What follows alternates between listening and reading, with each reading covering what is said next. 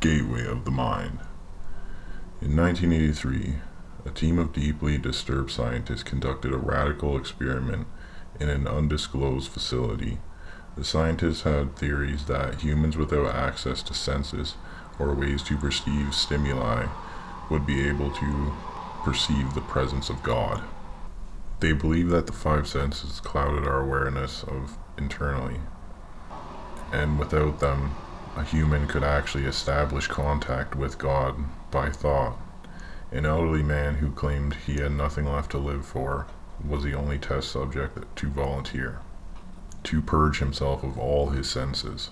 The scientists performed a complex operation in which every sensory nerve connection to the brain was surgically severed. Although the test subject retained full muscular functions, he was not able to see, hear, taste, smell, or feel. With no possible way to communicate with or even sense of the outside world, he was alone with his thoughts. The scientists monitored him while he spoke aloud about the state of his mind in jumble, slurring sentences that he couldn't even hear.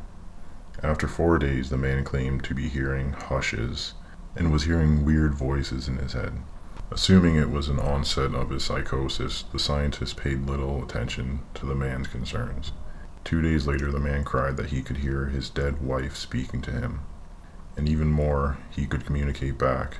The scientists were intrigued, but not convinced until the subject started naming off dead relatives of the scientists. He repeated personal information to the scientists that only their dead spouses and parents would have known. At this point, a stable portion of the scientists left the study.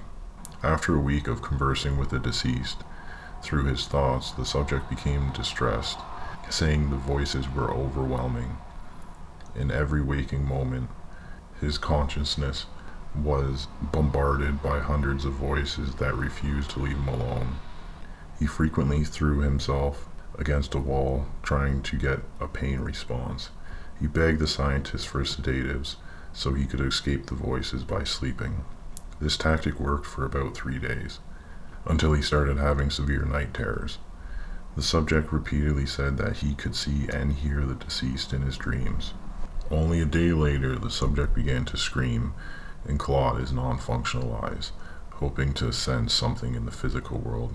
The hysterical subject now said the voices of the dead were deafening and hostile, speaking of hell and how the world is gonna end. At this point, he yelled, "No heaven, no forgiveness," for 5 hours straight.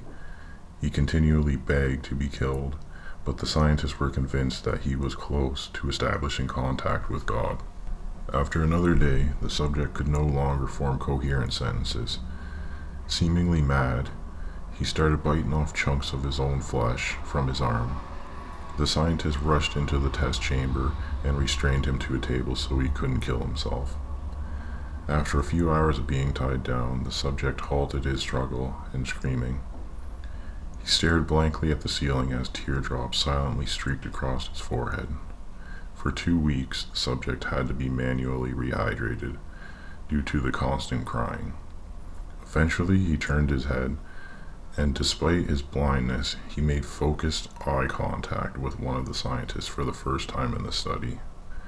He whispered, "I have spoken with God, and he has abandoned us," and his vital signs dropped. There was no apparent cause of death.